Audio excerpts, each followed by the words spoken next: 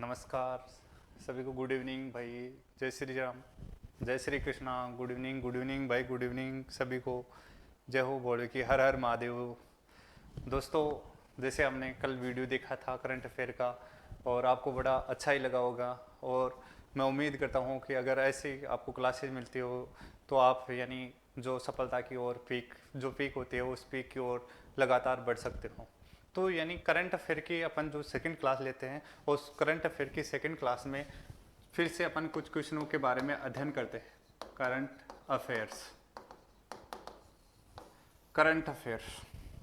और current affair में सबसे पहले जो आपके एग्जाम की दृष्टि से जो महत्वपूर्ण क्वेश्चन है उस क्वेश्चन के बारे में परिचर्चा करता हूं कि अभी हाल ही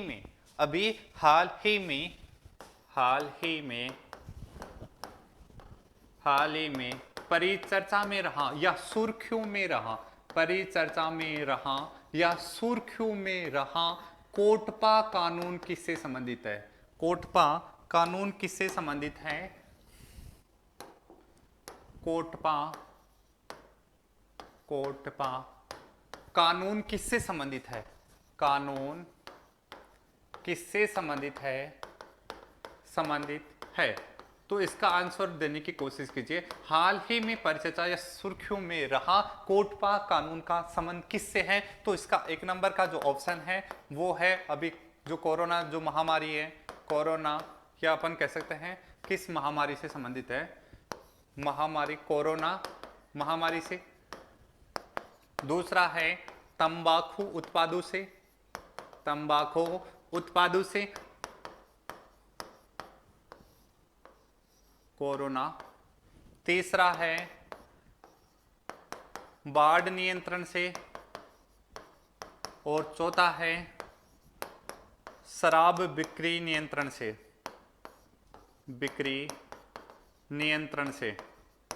यानी हाल ही में सुर्खियों में रहा कोटपा कानून का संबंध किससे है? तो इसका आंसर देने की कोशिश करना कि हाल ही में जो कोटपा कानून है वो कोटपा कानून किससे संबंधित है? शराब बिक्री से है, या अपन बात करते हैं कोरोना महामारी से है, या फिर अपन कहेंगे तंबाकू उत्पादों से है, या बाढ़ नियंत्रण से है। तो इसका संबंध किससे है? शाबाश। इसका आंसर है कि तंबाकू उत्पादों से संबंधित। इसका जो सही आंसर होगा वो होगा तंबाकू उत्पादों से संबंधित। अब ये यानी अपन बात करते हैं कि ये जो कानून है ये कानून क्या है? आखिर में कोटपा कानून है कि इस कानून में यानी ये लिखा हुआ है कि जो 14 वर्ष के कम उम्र के जो बालक हैं वो न तो किसी प्रकार के तंबाकू उत्पादों का विक्रय कर सकते हैं, सेलिंग कर सकते हैं, और न ही 14 साल से कम उम्र के जो बच्चे हैं उनको कोई यानी व्यक्ति क्या नहीं कर सकता कि तंबाकू से संबंधित कोई भी उत्पाद नहीं बेच सकता। और इसके बाद में अपन लोग बात करते हैं कि ये जो एक्ट लाया गया था ये एक्ट लाया गया था 2003 में। तंबाकू एवं सिगरेट नियंत्रण कानून, ये कानून कब लाया गया था? 2003 में। और इसमें अपन लोग बात करते हैं कि किन किन बातों का यानी जिक्र किया गया था। पहली बात तो इसमें क्या गया था, 14 वर्ष से कम उम्र के बच्चों को न तो सिगरेट बेचा जा सकता और 14 वर्ष से कम उम्र के बच्चों के द्वारा भी यानी तंबाकू उत्पादों को नहीं बेचा जा सकता, यानी बच्चों को और बच्चों के द्वारा नहीं बेचा जा सकता। इसके बाद में अपन बात करते हैं, दूसरी बात करते हैं कि इस कानून में ये लिखा हुआ था कि प्रत्यक्ष या अप्रत्यक्ष रूप से तंबाकू उत्पादों का विज्ञापन नहीं किया जा सकता। तीसरी बात ये लिखी हुई थी कि जो सार्वजनिक स्थानें हैं, सार्वजनिक सिनेमा हॉल है या जो भी अपने बस स्टैंड है, हवाई अड्डा है, वहां पर क्या नहीं किया जा सकता है? धूम्रपान का सेवन नहीं किया जा सकता है। इसके बाद में अपन बात करते हैं कि चौथा बिंदु इसके अंदर अपन बात करते हैं कि जो शैक्षणिक स्थान है, जो चर्च हैं, जो मंदिर हैं, उनके 100 गज की दूरी में यानी तंबाकू का विक्रय नहीं किया जा सकता। तो ये कोटपा जो कानून है ये इन 4 बातों से संबंधित। एक तो अपन बात करते हैं 14 वर्ष से कम उम्र के बच्चों को तंबाकू उत्पाद नहीं बेचा जा सकता और उनके द्वारा भी नहीं बेचा जा सकता। इसके अलावा दूसरा अपन बात करते हैं कि जो सार्वजनिक स्थान है वहां पर धूम्रपान करना निषेध है। इसके अलावा प्रत्यक्ष या अप्रत्यक्ष रूप से डायरेक्ट या इनडायरेक्ट रूप से यानी किसी प्रकार का तंबाकू उत्पादों का विज्ञापन नहीं किया जा सकता है। इसके बाद में अपन लोग बात करते हैं कि ये जो कोटपा कानून है ये क्यों सुर्खियों में रहा, कि कुछ समय पहले यानी जयपुर को तंबाकू मुक्त करने के लिए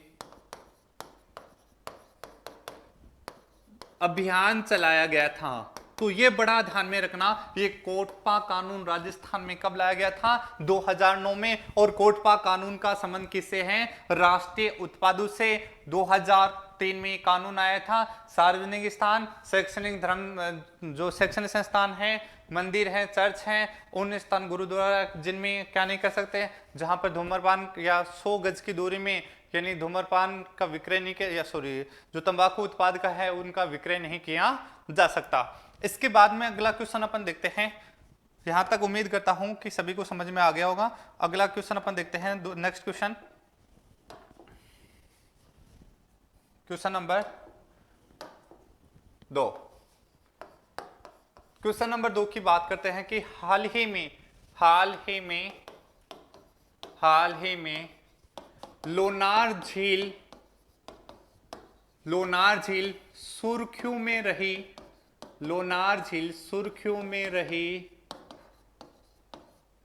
है। यह किस राज्य में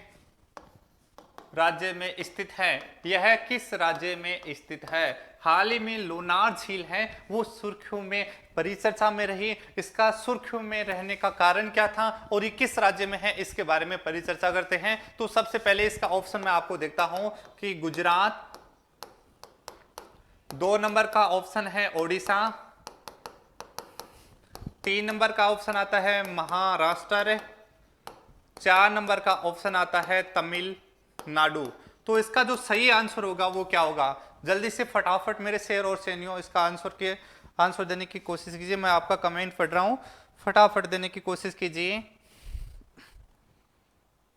शाबाश।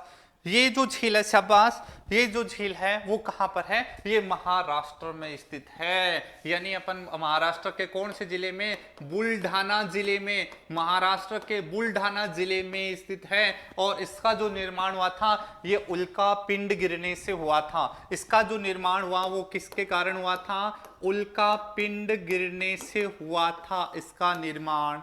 अब यानी अपन लोग बात करते हैं कि यहां से ये सुर्खियों में रही क्यों, इसका अपन 360 डिग्री एनालिसिस करते हैं कि सुर्खियों में रहने का कारण क्या है। कि इसका जो पानी है वो वर्तमान में यानी 10 दिन कुछ समय पहले इसका पानी कैसा हो गया? इसका जो पानी है वो गुलाबी कलर का हो गया। कैसा हो गया? गुलाबी रंग का पानी हो गया। और यानी अपन बात करते हैं कि यहाँ के जो स्थानीय लोग हैं वो तो ये कहते हैं कि ये तो चमत्कार को नमस्कार हुआ है। और ऐसा वैज्ञानिक कहते हैं कि भाई ऐसा कुछ नहीं है, ऐसा कुछ नहीं है, ये चमत्कार को नमस्कार नहीं है, कि यहाँ पर कुछ समय से बारिश नहीं हो रही जिसके कारण यहाँ पर लवणता है वो बढ़ गई है। यानी यहाँ पर लवणता बढ़ गई है। और अपन बात करते हैं कि यहाँ पर जो उपस्थित जो शैवाल हैं उनका रंग भी बदल चुका है पानी की मात्रा के कारण। यानी जब अपन बात करते हैं कि पानी की मात्रा घटती है तो लवणता हमेशा बढ़ती है। तो लवणता बढ़ गई है और यानी शैवालों के कलर के कारण इसका जो पानी है वो कैसे नीला कलर से कैसे दिखाई देने लगे हैं? गुलाबी। तो आ सकता है क्वेश्चन एग्जाम में कि हाल ही में लोनार झील सुर्खियों में क्यों रही है, कि इसका पानी कैसा हो गया है? गुलाबी। और गुलाबी होने का कारण क्या है? लवणता बढ़ गई है, क्योंकि काफी समय से यहां पर बारिश नहीं हुई है। इसके बाद में आपने ऐसा सुना होगा कभी कि ऑस्ट्रेलिया को प्यासी भूमि का देश कहा जाता है, वहां पर भी बहुत कम बारिश होती है। यानी जो अपन बात करते हैं कई प्रकार के मरुस्थल हैं, वहां पर ग्रेट विक्टोरिया है, सिम्पसन है, गिब्सन है, वृहत रेतीला है। तो यानी जो रेगिस्तानी जो प्रदेश है ऑस्ट्रेलिया, और ऑस्ट्रेलिया के क्षेत्र में उस रेगिस्तानी मरुस्थलीय क्षेत्र में भी एक झील है, उस झील का नाम है हीलियर झील। और यानी उसका पानी भी ऐसा दिखाई देता है। कुछ वैज्ञानिक ऐसा दावा करते हैं कि ऑस्ट्रेलिया की जो हिलियड झील है उसमें भी लवणता ज्यादा है, जिसके कारण क्या होता है कि वहां पर उस पानी का कलर कैसे दिखाई देता है, यानी गुलाबी रंग का दिखाई देता है। अब ऑस्ट्रेलिया का नाम आते ही आपके दिमाग में फिर से क्वेश्चन आना चाहिए कि ऑस्ट्रेलिया में आखिर क्या क्या है। ऑस्ट्रेलिया नाम सुना होगा, राजधानी का तो पता ही होगा आपको मेरे दोस्तों। राजधानी का नाम क्या है? कैनबरा। राजधानी का बोलो ना, कभी किसी बात का मालूम नहीं पता होता है तो आप क्या बोलते हो? कोनिबेरा, यानी कैनबरा किसकी राजधानी है? ऑस्ट्रेलिया की। और यहाँ का पीएम कौन है वर्तमान में? यहाँ का पीएम की बात करेंगे तो यहाँ का पीएम है स्कॉट मॉरिसन। यहाँ का पीएम है स्कॉट मॉरिसन। देखो भाई, अगर आप करंट अफेयर नहीं पढ़ोगे तो शादी की उम्र निकल जाएगी, नौकरी नहीं लगोगे, वरमाला नहीं डलेगी, वरमाला नहीं डलेगी, उदास हो जाओगे, बूढ़े हो जाओगे और फूलों की माला डल जाएगी। तो आपको करंट अफेयर पढ़ना अति आवश्यक है। डेली आप करंट अफेयर आपको पढ़ने की लत डालनी पड़ेगी आपको। तो आप करंट अफेयर में भी आप यानी जो ओल्ड जीके है उसके क्वेश्चन आप पुटअप कर सकते हो। एक क्वेश्चन से आप कई के प्रकार के क्वेश्चन बना सकते हैं।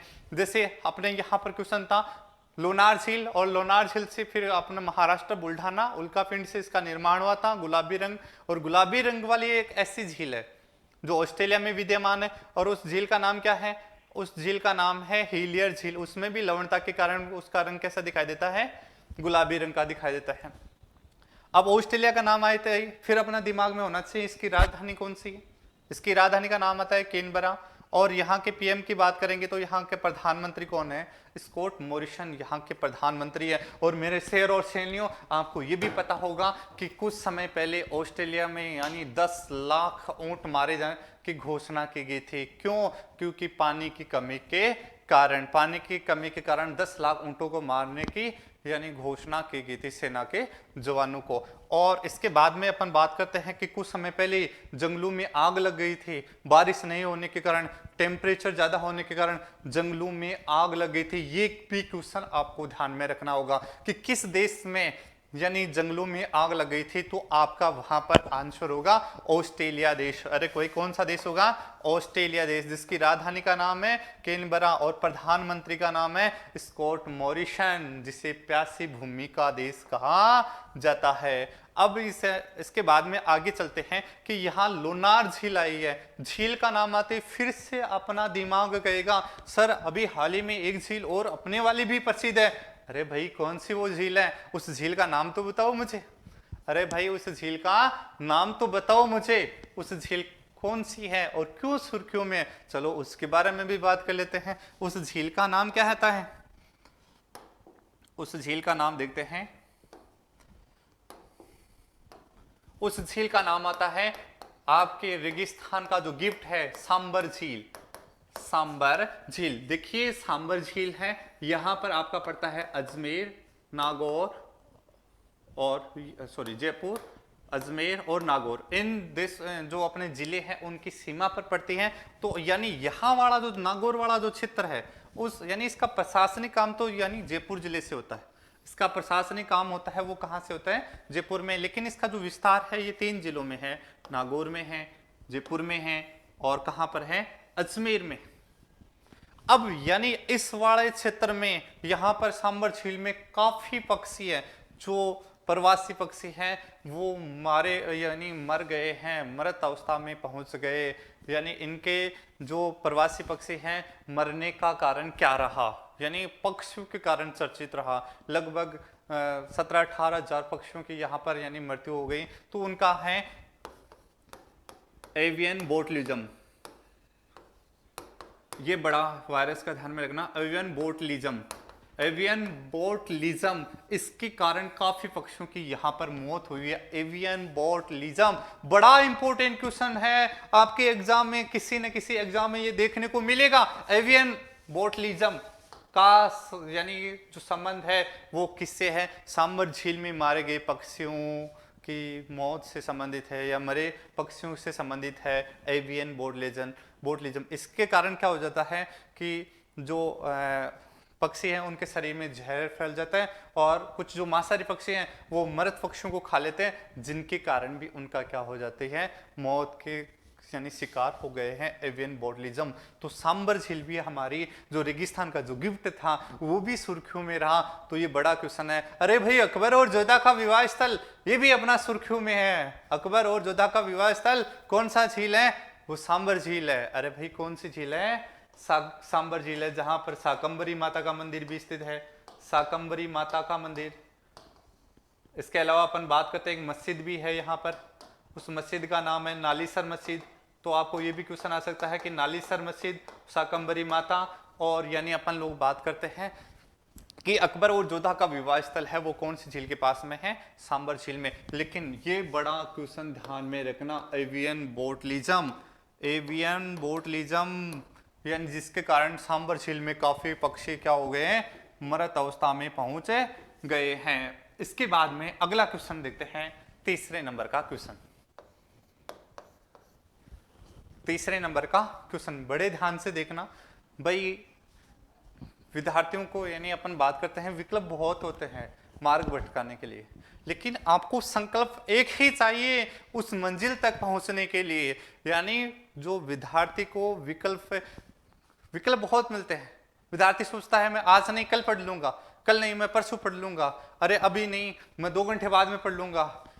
यानी सबसे बड़ा एग्जामिनर वो होता है ऊपर वाला, जो आपके एग्जाम हर क्षण लेता है। आप पढ़ने की कोशिश करते हो वो पढ़ने नहीं देता है, आप सुबह 4 बजे उठने की कोशिश करते हो फिर भी वो आपको पढ़ने नहीं देता है, वो कहता है कि 10 मिनट और झपकी ले ले।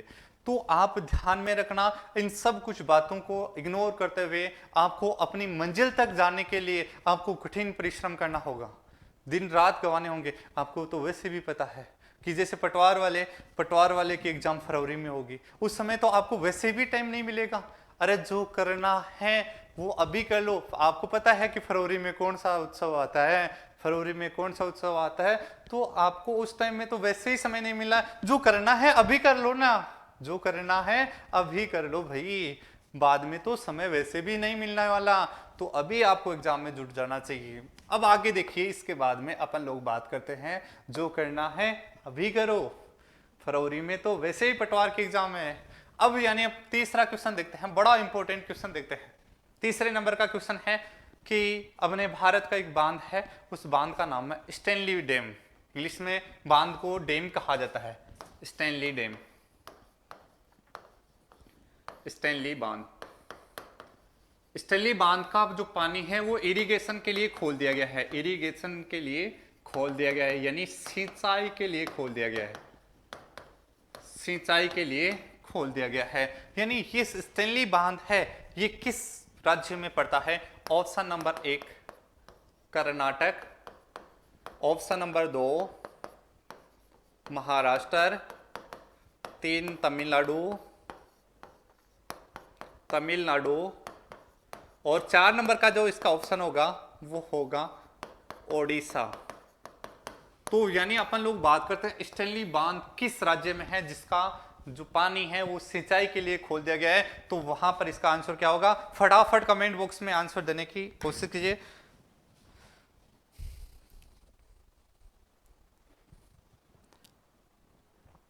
शाबाश शाबाश, फटाफट आंसर देने की कोशिश कीजिए। कितने होशियार हो गए मेरे शेर और शेरनियों, शाबाश शाबाश, गुड। इसका आंसर होगा तमिलनाडु, यानी इसका जो आंसर होगा वो क्या होगा? तमिलनाडु। और ये अपन बात करते हैं कि ये जो स्टैनली बांध है ये किस नदी पर अवस्थित है। नदी की बात करेंगे तो नदी का नाम आता है कावेरी नदी, कावेरी नदी। अब फिर से यानी अपने सामने यहाँ पर तमिलनाडु शब्द आ रहा है, तो तमिलनाडु के संबंधित और क्वेश्चन अपन देखते हैं कि अभी हाल ही में जो कोविड-19 है, कोरोना जो महामारी है, उस कोरोना महामारी में यानी अपन बात करते हैं कि सेविंग के लिए जो सैलून्स है उनमें आधार कार्ड को अनिवार्य कर दिया गया था, आधार कार्ड को अनिवार्य किया गया है। तो ये भी क्वेश्चन बन सकता है कि किस राज्य ने पहली बार क्या किया गया है कि जो सेविंग कराने के लिए, सैलून में कटिंग के लिए आधार कार्ड को अनिवार्य कर दिया गया है। मेरी आधार मेरी पहचान, 12 जो अंकों का डिजिट होता है उनकी जो पहचान की जाती है, उस आधार कार्ड को सैलून में अनिवार्य करने वाला जो पहला राज्य है वो कौन सा है? तमिलनाडु। अब आपको यह भी पता होगा कि इसकी जो राजधानी है वो राजधानी कौन सी है, चेन्नई, जिसको अपने भारत में किसके नाम से जाना जाता है, जिसको भारत में मेडिकल सिटी के नाम से जाना जाता है।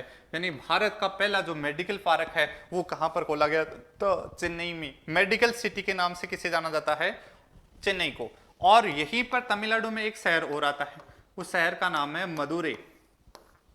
मदुरै के बारे में अपन लोग बात करते हैं तो इसको क्या कहा जाता है, त्योहारों का शहर। त्योहारों का शहर, त्योहारों की सिटी किसे कहा जाता है, त्योहारों का शहर। त्योहारों का शहर के नाम से किस शहर को जाना जाता है, तमिलनाडु को, मदुरै को। और मदुरै कहां पर है, तमिलनाडु में।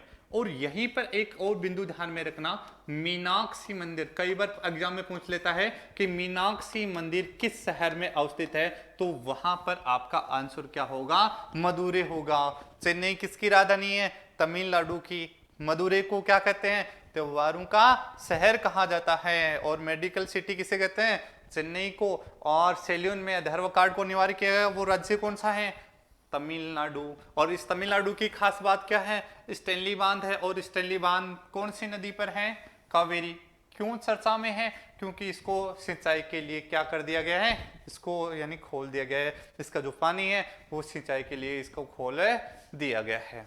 इसके बाद में अगला क्वेश्चन अभी अपन देखते हैं, 5वें नंबर का क्वेश्चन। 5वें नंबर का क्वेश्चन, पाकिस्तान के इस्लामाबाद शहर में, इस्लामाबाद शहर में, पाकिस्तान के इस्लामाबाद शहर में पहला हिंदू मंदिर, पहला हिंदू मंदिर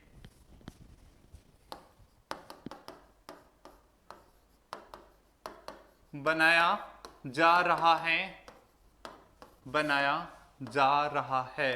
पहला हिंदू मंदिर कहां पर बनाया जा रहा है, कि पाकिस्तान के इस्लामाबाद शहर में।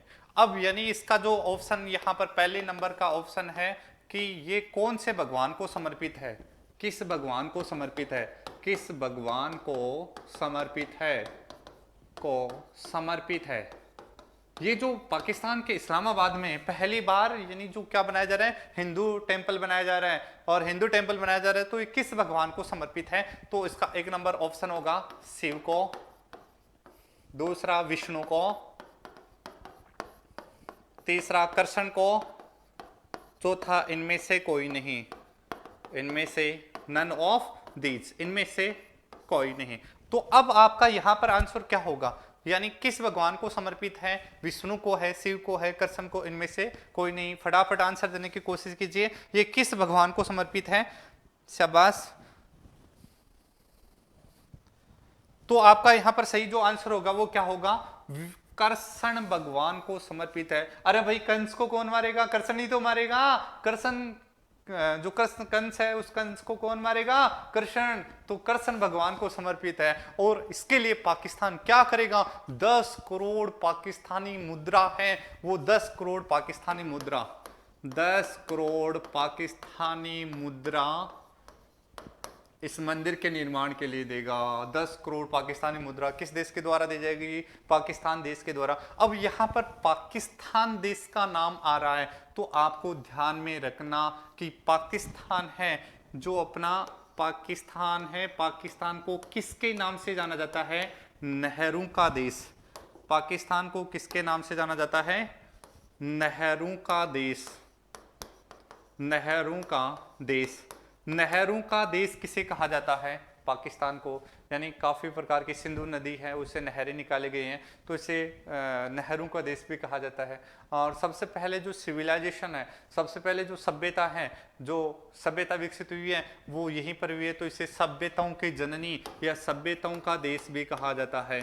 सभ्यताओं का देश किस देश को कहा जाता है, पाकिस्तान देश को कहा जाता है। अब पाकिस्तान के बारे में और देखेंगे, करंट के हिसाब से देखते हैं तो यहाँ पर चीन देश ने क्या किया है, पाकिस्तान देश में चीन देश ने क्या किया है, चीन देश के द्वारा यहाँ पर एक गवादर बंदरगाह बनाया गया है। यानी चीन देश के द्वारा यहाँ पर कौन सा बंदरगाह बनाया गया है, गवादर बंदरगाह है, गवादर बंदरगाह है। और ये गवादर जो बंदरगाह है ये किसने बनाया है, चीन ने बनाया है और कहां पर बनाया है, पाकिस्तान में। और यानी अपन लोग ये बात करते हैं कि इसके अपन जो प्रतिसंतुलित करने के लिए, इस पर कंट्रोल करने के लिए, इस पर नियंत्रण करने के लिए भारत देश ने भी एक बंदरगाह का निर्माण किया है। उस बंदरगाह का नाम है चाबहार बंदरगाह है। और ये चाबहार बंदरगाह कहां पर है, ये चाबहार बंदरगाह है ईरान देश में। किसने बनाया है, भारत देश ने बनाया है। अरे भाई किसके द्वारा बनाया गया है, भारत देश के द्वारा बनाया गया है। ये भी आपको बात ध्यान में रखना होगा कि पाकिस्तान के इस्लामाबाद शहर में पहला हिंदू मंदिर बनाया जा रहा है। ये किस भगवान को समर्पित है, यहां से कई प्रकार के क्वेश्चन हमने निकाले हैं। तो यहां पर आंसर क्या होगा, कृष्ण भगवान को समर्पित। इसके बाद में अपन लोग बात करते हैं कि पाकिस्तान कितने रुपए देगा, 10 करोड़ पाकिस्तानी मुद्रा देगा। इसे क्या कहते हैं, पाकिस्तान को नहरों का देश और सभ्यताओं का देश भी कहा जाता है। इसके बाद में अपन लोग बात करते हैं कि जो ग्वादर बंदरगाह है, वो ग्वादर बंदरगाह किस देश ने बनाया, पाकिस्तान में, चीन देश ने बनाया। और इसको प्रतिसंतुलित करने के लिए भारत देश ने क्या किया है, ईरान देश में कौन सा बंदरगाह बनाया है, अरे भाई चाबहार बंदरगाह बनाया गया। अरे बनाया गया या नहीं बनाया गया, हाँ जी बनाया गया है, बनाया गया। चाबहार बंदरगाह किस देश ने बनाया है, भारत देश ने बनाया है। इसके बाद में अगला नेक्स्ट क्वेश्चन देखते हैं। यहां तक मुझे लगता है कि आपको समझ में आ गया हो और उम्मीद करता हूं कि ऐसा ही आगे भी आपको समझ में आएगा। आगे देखना नेक्स्ट बिंदु, अगला क्वेश्चन है, हाल ही में कोविड-19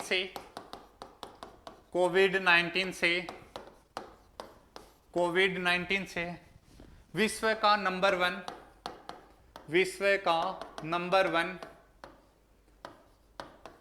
टेनिस खिलाड़ी कोरोना से संक्रमित हुआ है। निम्न में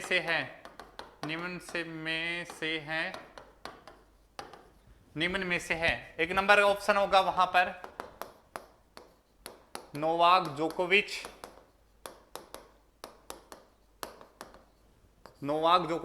दो नंबर का ऑप्शन होगा राफेल नडाल, तीन नंबर का ऑप्शन होगा रोजर फेडरर और चार नंबर का ऑप्शन होगा इनमें से कोई नहीं। अब यहां पर इसका सही आंसर क्या होगा, इसका सही जवाब क्या होगा, फटाफट आंसर देने की कोशिश कीजिए। जो कोविड-19 है या कोरोना जो महामारी है उसे संक्रमित है, यानी अपन बात करते हैं कि ब्रिटेन के जो प्रधानमंत्री है वो भी यानी इससे क्या हो गए थे, बोरिस जॉनसन है, वो भी जो कोविड-19 है या कोरोना है महामारी से संक्रमित पाए गए थे। तो यानी इस जो अपने कौन सा विश्व का नंबर 1 टेनिस खिलाड़ी, उस टेनिस खिलाड़ी का नंबर क्या है, नाम क्या है, उसका नाम आएगा नोवाक जोकोविच। और फिर यहां से क्वेश्चन बनता है कि ये कौन से देश से हैं, ये सर्बिया देश से आते हैं। सर्बिया देश के रहने वाले और इनके साथ में इनकी जो पत्नी है, धर्म पत्नी है, वो भी क्या हो गए थे, कोरोना से संक्रमित हो गए थे। मेरे दोस्तों ये भी बात ध्यान में रखना, नोवाक जोकोविच और इनकी जो पत्नी है ये दोनों क्या हो गए थे, कोरोना से संक्रमित पाए गए थे। और ये कौन सा देश से हैं, ये सर्बिया देश से बिलोंग करते हैं। और इसके बाद में अपन लोग बात करते हैं जैसे राफेल नडाल, और ये कहां से हैं, ये स्पेन से हैं, जहां का राष्ट्रीय खेल सांडू की लड़ाई है। स्पेन देश के कौन रहने वाले हैं, राफेल नडाल का संबंध भी आपको ध्यान में रखना होगा। और रोजर फेडरर ये कहां के हैं, ये आपके स्विट्जरलैंड के हैं। और इसका एक क्वेश्चन और बनता है यहां से कि जो रोजर फेडरर है ये स्विट्जरलैंड के रहने वाले हैं। स्विट्जरलैंड जो जिसकी राजधानी कौन सी है, सभी को पता होगा, जिनेवा है या बर्न है। कई विद्यार्थियों के कमेंट आ रहे हैं जिनेवा, नहीं भाई जिनेवा नहीं है, इसकी जो राजधानी है वो है स्विट्जरलैंड की राजधानी कौन सी है, बर्न राजधानी आती। इसका और क्वेश्चन भी बनता है क्या, जी हाँ और बनता है इसका क्वेश्चन क्या बनेगा, रोजर फेडरर का, यानी अभी हाल ही में और क्या क्वेश्चन बनता है, तो आप ध्यान में रखना कि विश्व में सर्वाधिक कमाई करने वाले नंबर 1 खिलाड़ी जो बने हैं वो कौन बने हैं? Roger Federer. विश्व का नंबर 1 कमाई करने वाले खिलाड़ी का नाम क्या है? रॉजर फेडरर, जिनका संबंध कहां से है? स्विट्जरलैंड से है। और स्विट्जरलैंड की राजधानी कौन सी है? बर्न। स्विट्जरलैंड की राजधानी का नाम क्या आएगा? Burn, Switzerland. जहां पर मैंने थोड़ी देर पिछली विगत क्लास में बताया था कि ILO अंतर्राष्ट्रीय श्रम संगठन का मुख्यालय है, जिसकी स्थापना 1919 में की गई थी। अरे भाई, कब की गई थी अंतर्राष्ट्रीय श्रम संगठन?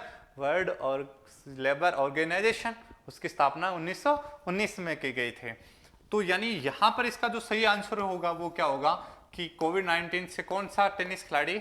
उसका नाम है नोवाक जोकोविच। और कौन से देश के रहने वाले हैं? वो सर्बिया देश से बिलोंग करते हैं या संबंधित हैं। और सर्वाधिक कमाई करने वाले जो खिलाड़ी हैं, सर्वाधिक कमाई करने वाले उस खिलाड़ी का नाम है, वो आते हैं रॉजर फेडरर। रॉजर फेडरर कमाई करने वाले। इसके जो पिछला क्वेश्चन आपने देखा था कि जो हिंदू मंदिर है इस्लामाबाद में बनाया जा रहा है, तो फिर से एक क्वेश्चन और आ सकता है वहीं से कि विश्व का सबसे बड़ा हिंदू मंदिर कौन सा है? तो ये भी बात आपको ध्यान में रखना। अंकोर वाट का विश्व का सबसे बड़ा हिंदू मंदिर ये कौन से देश में है? ये कंबोडिया। और कंबोडिया की राजधानी का नाम क्या है? Phnom Penh. कंबोडिया की राजधानी का नाम क्या आता है? Phnom Penh. अंकोर वाट का जो मंदिर है विश्व का सबसे बड़ा हिंदू मंदिर है, और वो कौन से देश में आता है? कंबोडिया देश में आता है। और कंबोडिया की राजधानी का नाम क्या आता है मेरे दोस्तों? Phnom Penh. इस कंबोडिया की क्या है? Capital of the Cambodia, Phnom Penh, जहां विश्व का सबसे बड़ा हिंदू मंदिर है। विश्व का सबसे बड़ा हिंदू मंदिर है। और आज के लिए इतना ही काफी। अब मुझे जाने की इजाजत दीजिए। घर में बड़ों का आदर करें, छोटों का स्नेह करें। इसके साथ में खुद को, समाज को और देश को यानी आत्मनिर्भर बनाने की पूरी कोशिश करना। ठीक है भाई, बाय बाय।